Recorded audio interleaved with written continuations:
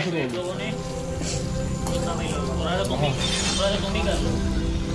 पकड़िए आप जी ने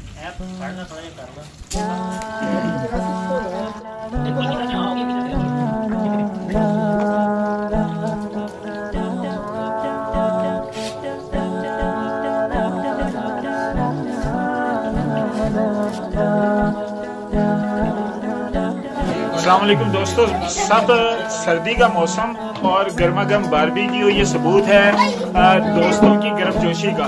तो जमान भाई के घर पे हैं और आज इन्हें फिश एंड चिकन बारबेक्यू इसकी दावत है। तो जमान भाई ये पहली मरतबा हम पे तजर्बा कर रहे हैं, ये इससे पहले भी जो है ना आपने बारबेक्यू किया?